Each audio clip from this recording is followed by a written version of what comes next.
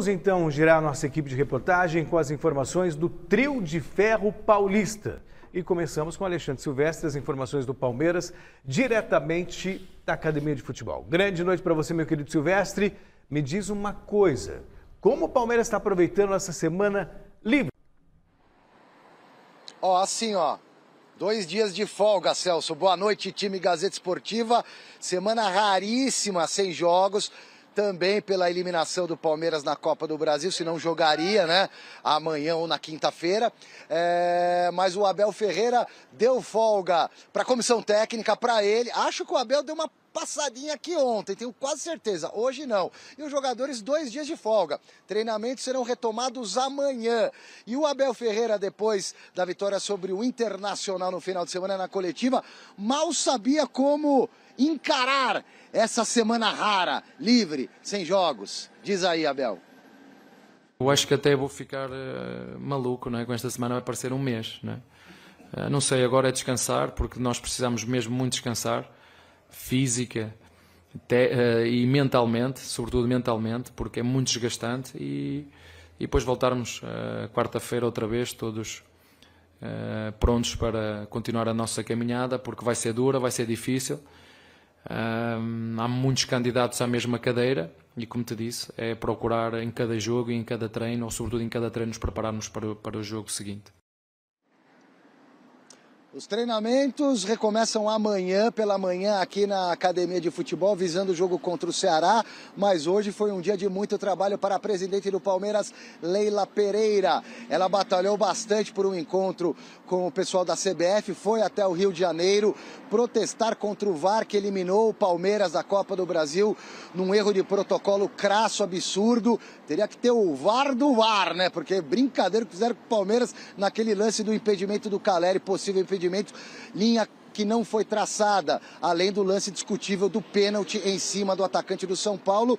A Leila esteve na CBF, recebeu as desculpas presenciais do presidente da comissão de arbitragem, Wilson Seneme, foi lá para protestar contra o VAR, que causou prejuízos irreparáveis em termos financeiros e técnicos para o Palmeiras na Copa do Brasil. Aproveito até para colocar então a palavra da Leila e do Seneme, um na cola do outro, e depois eu volto.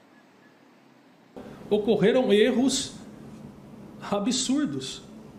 Ocorreram sim, erros absurdos, inconformáveis, que muitos que ocorrem, inclusive,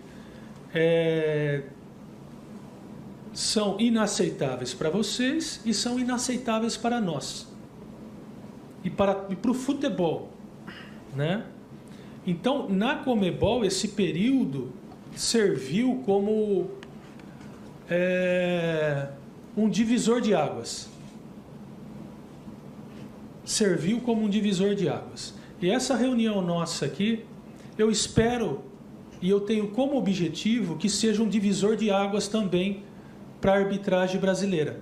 Porque os equívocos que ocorreram até agora no primeiro turno, né, alguns são de interpretação que, enfim, os árbitros sendo afastados ou não, alguns momentos podem ocorrer, porque fazem parte do jogo. Agora, outros realmente são inaceitáveis e tem que servir como divisor de água para a gente. Olha, eu tenho que sair, eu tenho que ser otimista, não é? Eu vim até aqui conversar com o presidente Edinaldo, participar dessa reunião, para mostrar a minha indignação, a minha revolta. Quando eu falo minha, do Palmeiras e nossos milhões de torcedores e principalmente do futebol brasileiro. Porque o que ocorreu com o Palmeiras é inadmissível. E de outro lado, eu me sinto também impotente. O que a presidente pode fazer? Entende? Então o que eu posso fazer é o que eu fiz, não é? Em vista de tudo que ocorreu.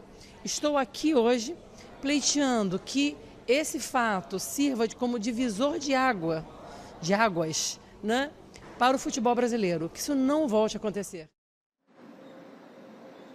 A Leila exigiu também punições e até demissões de quem comete um erro tão crasso como o ocorrido no jogo entre Palmeiras e São Paulo pela Copa do Brasil, jogo da volta no Allianz Parque. E eu posso adiantar para vocês que a comissão de arbitragem vai promover no início do mês alguns dias de treinamentos para recapacitar os árbitros, principalmente a galera do VAR. É isso aí, matem-se por aí no estúdio, meus queridos. Valeu, Silvestre. Sabe que eu estava passando um filminho na minha cabeça? Comecinho dos anos 90, eu entrevistei o João Avelange. E eu questionei justamente por que não utiliza a tecnologia no futebol. Ele me respondeu, sabe, daquele ar de superioridade, porque isso, meu filho, acabaria com uma polêmica no futebol. Ele estava errado. Então, o Celso e Chico, assim, essa reunião aí, esse mise-en-scène todo aí, é para jogar para a galera. Né? Não é algo sério. Sério seria que a CBF, a Comissão de Arbitragem se reunisse em bem do futebol brasileiro. Porque o que aconteceu com o Palmeiras foi realmente escandaloso, mas espera aí, não foi só com o Palmeiras, não é só com o Palmeiras, é no futebol brasileiro. Mas é que a Leila que foi lá fazer a Leila estava lá, por exemplo, os dirigentes dos outros clubes também estavam lá. Então não foi uma reunião exclusiva do Palmeiras com a comissão de arbitragem, para a gente deixar claro. E a presidente do Palmeiras está coberta de razão, está vendo os interesses do Palmeiras. Mas aí que é a questão, não é? Porque, sabe o que pareceu, Chico? É uma pressão em cima da arbitragem. Agora, os próximos jogos do Palmeiras, como é que vão entrar os árbitros? Espera aí, na dúvida e tal. Você está entendendo? Então, se essa reunião fosse num todo pro futebol brasileiro, mas esperar isso dos dirigentes do futebol brasileiro, é um sonho. É um sonho de verão. Isso não vai acontecer. Tanto que tentaram fazer uma liga, cada um puxando para o seu lado. Então o futebol caminha por isso. E é muito perigoso você pedir cabeça, tem que demitir por erro. Todo mundo é passível de erro. Né? O Palmeiras não demitiu o Verón, o Palmeiras vendeu o Verón e pegou 10 milhões e pôs no bolso. Então vamos com muita calma, porque goleiro erra, jornalista erra, árbitro erra, técnico erra. Então a gente tem que ter um pouco de calma, sem radicalismo e tentar pensar no bem do futebol. E aí se atinge, quando se pensa no bem do futebol, se atinge Corinthians, Flamengo, Palmeiras, São Paulo e Santos e o produto futebol. Mas quando os dirigentes, cada um vai, isso é normal, não é a presidente do Palmeiras, cada um trabalha olhando só para o seu umbigo, acontece o quê? Quem gritou mais alto lá nessa reunião, conhecendo a arbitragem, como funcionam as coisas, vai ter um pouquinho de vantagem nas próximas rodadas, viu, Chico? Olha, Garrafa, eu já vou para uma análise um pouco mais, vamos dizer assim, mais realista do que aconteceu hoje lá à tarde na CBF. Imagine vocês um presidente que tenha na sua conta bancária particular bilhões de reais, que é o caso da dona Leila Pereira, contra a CBF, que tem milhões de reais. Hoje, quem falou lá foi a empresária Leila Pereira. Foi a empresária. E quer dizer, como quem está dizendo assim, eu não preciso de vocês, eu compro vocês se eu quiser, eu boicoto vocês do mercado, enfim, ela foi lá como empresária. Ela talvez não tenha dito isso desse jeito, mas ela se impôs como empresária. Cuidado que o Palmeiras não é um time qualquer. O Palmeiras é um time dirigido por mim. Eu que tenho bilhões declarados em imposto de renda legais, evidente, ela é bilionária, né? E eu posso muito bem exercer esse poder. Então, esse foi o jogo de poder econômico. Então, você imagina, é a mesma coisa que você sentar, né, com o presidente do Itaú, o presidente do Bradesco, e o cara vira e fala, olha, por que não deram esse gol para o Palmeiras? É a mesma coisa. Por que não prejudicaram o meu Palmeiras? Eu que tenho bilhões na conta e engulo vocês se eu quiser. Então, quer dizer, aí foi demonstração de força. O que o Garrafa falou, no campo isso pode ter reflexo. Porque a demonstração de força econômica é briga de cachorro grande, sempre arrebenta para o cachorro menor. Chico, eu tô no papel de Michelo hoje, então não vou dar muito palpite, mas permita-me discordar. Assim, eu faço uma leitura diferente. Eu faço uma leitura de um presidente de clube que viu que o clube foi eliminado numa competição num erro absurdo. Um erro absurdo. E simplesmente esqueceram de traçar a linha do impedimento e ficaram lá olhando para o pênalti. que é um erro de concentração, é um erro bobo, de concentração, meramente concentração. Não acho que tenha sido para prejudicar o Palmeiras, enfim. Mas ela, como presidente do clube, independentemente do que ela tem em conta, ela está dando uma resposta à torcida. Não dá para separar. Ela está dando uma resposta à torcida. Não dá para separar. Claro que dá, Chico. Não dá para separar. É a pessoa presidente do Palmeiras, não é a pessoa banqueira ou objetivo subjetivo. Não dá para fazer isso. Ela é tudo isso. A personalidade dela é essa. Ela chega num lugar e todo mundo fala, pois não, bem, senhora. Só que a questão... Ela veja é bilionária, bem, cara. veja bem. É o poder econômico que fala mais alto. Chico, e mistura-se com o poder político. Chico, esse que é o problema. Tudo que a presidente do Palmeiras foi reivindicar está coberta de razão. O que eu quero dizer, tá, vou tentar resumir rapidamente o que eu quis dizer, é que esta reunião era para o bem da arbitragem em relação ao futebol brasileiro. Não era para se discutir única e exclusivamente um problema do Palmeiras. O Palmeiras tem todo o direito, porque foi realmente escandaloso não ter feito aquela... Teve um prejuízo. Mandasse um diretor, não precisava ir lá. Mas o problema, pensando em termos do futebol brasileiro, nada vai mudar. E o CNM, ao invés de ficar dando pito em árbitro aí, publicamente, isso deveria ter sido resolvido internamente. Ou então, quando se houve esse erro gravíssimo contra o Palmeiras, ele deveria ter entregado o boné. E não vinha aí, eu não vou admitir mais. Mas ele suspendeu, né, a equipe que estava lá no VAR. Ele é o responsável. Ele é o responsável por quem estava lá. Ó, vamos mudar de rival. Os grandes destaques do primeiro turno da competição. Com você, Gustavo Scarpa. Ele é um boleiro excêntrico, com hábitos diferentes. Curte literatura, toca guitarra, anda de skate e é viciado em leite condensado com bolacha. E no futebol, tá comendo a bola.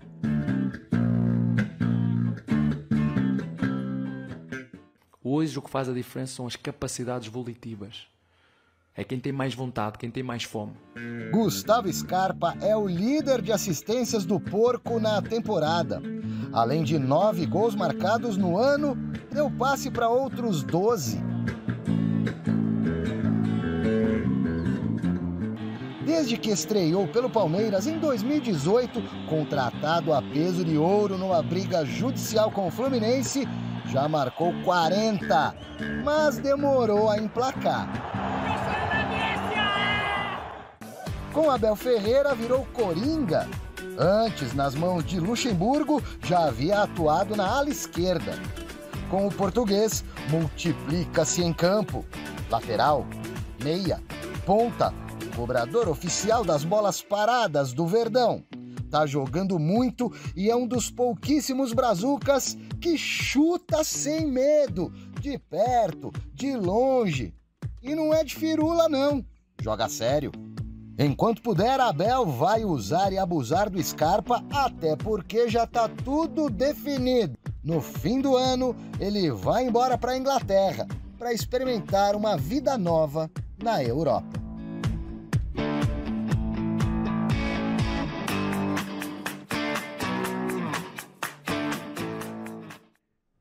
Sabe o que eu mais admiro no Scarpa? Tá jogando muito, talvez o melhor momento dele no Palmeiras, e justamente depois de avisar que vai embora. Então não tá tirando o pé, não, ele tá se doando, tá jogando muito, Garrafa. E é opção de vida, né? Opção de vida. Eu não trocaria o Palmeiras por essa situação nova que ele tem, não. Não trocaria, mas é a opção de vida dele, da família, e isso... Sonho, né? A gente respeita. Mas a bola do Scarpa é muito grande. Ele deveria continuar no Palmeiras, pelo meu entendimento. Eu sou suspeito para falar dele, Chico, porque eu gosto demais do Scarpa. É um belíssimo jogador, né? Inteligente dentro de campo, sabe o que faz com a bola. É uma das principais alternativas que o Abel tem no time. E você falou bem. A dona Leila, a tia Leila, cobriu a oferta que os ingleses deram. E mesmo assim ele falou assim, tia Leila, desculpa, mas eu quero ir para a Inglaterra. Eu acho que ele está certo. É a idade certa dele ir para lá. É um futebol que eu tenho certeza que ele vai se adaptar rapidamente. Porque hoje o futebol inglês é o melhor futebol do mundo. Não dá para você negar isso aí. Os grandes jogadores estão todos na Inglaterra. Então esse talvez seja o primeiro passo decisivo para ele finalmente ser chamado pelo Tite, né? Porque no Palmeiras ele não vai para a seleção de jeito nenhum. Agora, jogando na Inglaterra, pode ser que ele cresça, apareça e vá para a seleção. também qualidade de vida, né? Ele está buscando isso. Não é só futebol, né, Chico? Aí você vê que ele gosta de leitura, ele deve falar inglês, deve ler inglês, deve escrever inglês. Ele toca guitarra, ele é diferenciado. E aqui entre nós, terra dos Beatles, dos Rolling Stones, né? Então, seja feliz, aí, né? E tantos outros, né? E tantos outros que estão surgindo a cada dia lá. E o próximo desafio do Gustavo Scarpa e do Palmeiras pelo Campeonato Brasileiro é o Ceará. E o Alexandre Silvestre está mais uma vez conosco para especular um pouquinho como será a programação montada por Abel Ferreira para a sequência da temporada. Time titular ou alternativo sábado lá no Castelão? Só mais um detalhezinho sobre o Gustavo Scarpa. Ele é muito bom também de papo. Sai daquele lugar comum das entrevistas tradicionais dos jogadores de futebol, principalmente depois do media training, né? Do treinamento de imprensa. Os caras respondem sempre a mesma coisa. No passado também era mais ou menos assim, só que era um pouco mais espontâneo, né? Agora tem treinamento, né, para a resposta ser protocolar. E meus cumprimentos aos editores de imagem e de texto, o Bruno Calió e o Valtinho, pela matéria aí do Gustavo Scarpa. Olha, Celso, tentando entrar, decifrar aqui o plano do Abel Ferreira, pela minha experiência trabalhando praticamente todo dia no Palmeiras, convivendo na medida do possível com o que o Abel apresenta, muito menos nos treinamentos, porque a gente não consegue entrar, mas principalmente nos jogos e entrevistas, eu tô achando que ele vai colocar a força máxima disponível nessas duas próximas partidas, fazendo um recorte dos próximos jogos do Palmeiras. É sábado na abertura do segundo turno, sábado à tarde, 4h30 no Castelão, jogo contra o Ceará. Ele deve colocar a força máxima disponível. Se for poupar alguém, é coisa pontual. Algum jogador que esteja realmente com muita dor, praticamente quase para estourar. Por que eu falo isso? Porque o outro jogo, que em tese é mais importante, é só na quarta da outra semana. Então daria para jogar com uma força quase máxima no sábado, se é que não vai ser a máxima, e aí colocar a tropa toda para encarar o Atlético Mineiro na quarta-feira. De sábado para quarta, dá para recuperar, descansar, treinar pesado pelo menos uma vez e colocar a cavalaria, a tropa inteira para encarar o Atlético Mineiro na quarta da outra semana, o jogo de ida das quartas de final da Libertadores da América no Mineirão. É o que eu estou imaginando para o Palmeiras nesses dois próximos jogos. E faz sentido. Tem tempo para que poupar, ainda mais o Palmeiras, que pode até abrir mais do segundo colocado, que é o Corinthians.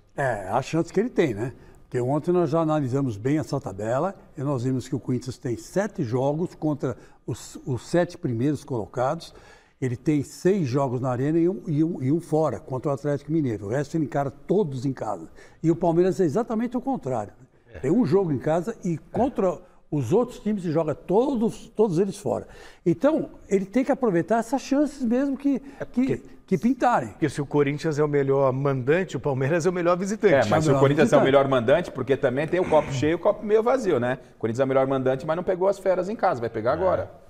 Exatamente. Também tem essa. Né? Mas o problema do Corinthians é outro. O problema do Corinthians é não perder para time pequeno, que o Corinthians é especialista nisso. Robin Hood.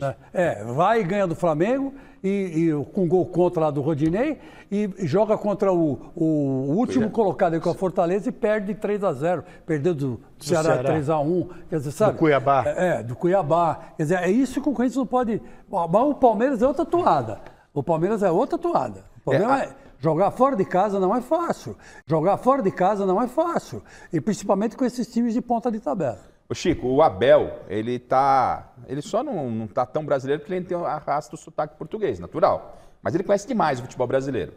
E como daqui 3 rodadas tem o Corinthians, e esse jogo pode valer a liderança do campeonato, mas eu não tenho nenhuma dúvida que o Abel quer chegar para enfrentar o seu Corinthians com uma gordura mínima, que até mesmo em caso de derrota, ele não perca a liderança. Não perca a liderança, exatamente. Esse é o objetivo do Abel. Eu não tenho nenhuma dúvida que ele está pensando nisso. Por quê? Vamos supor, você perde para o Corinthians, mas não perde a liderança, céu de brigadeiro, segue Agora, que tem um peso maior, você perder a liderança, né, para o rival, perdendo para o Corinthians e perdendo liderança, dá uma fumacinha. Então o Abel vai fazer o quê? Vai tentar levar uma gordurinha para o jogo em Itaquera, que é o terceiro jogo do Palmeiras na sequência. É mais uma coisa também, vamos lembrar que o Abel vai enfrentar o Cuca claro, na Libertadores. E o Cuca foi contratado exatamente para o Galo ganhar a Acho que o Cuca, inclusive, aceitou para esse confronto com o Abel. Acho que esse é um ingrediente que também pesou para o Cuca. É verdade. Eu vou pegar esse português agora. É minha eu vou vez. devolver. Eu vou. Já tomei 2 chapuletadas dele, agora eu vou pegar o português. Exatamente isso. Vamos acionar mais uma vez o José Paes. Avante traz Avante, que traz mais gente, que traz mais Avante, que traz ingresso com desconto, que traz casa cheia, que traz mais Avante, que traz mais gols, que traz mais desconto, que traz mais vitórias, que traz mais vantagens, que traz todo mundo, que traz ainda mais Avante, que traz prioridade, que traz experiências, que traz rating, que traz final, que traz outra final, que traz título, que traz mais Avante, que traz mais títulos. Faça a sua parte. Seja Avante. Mais Avantes, mais conquistas.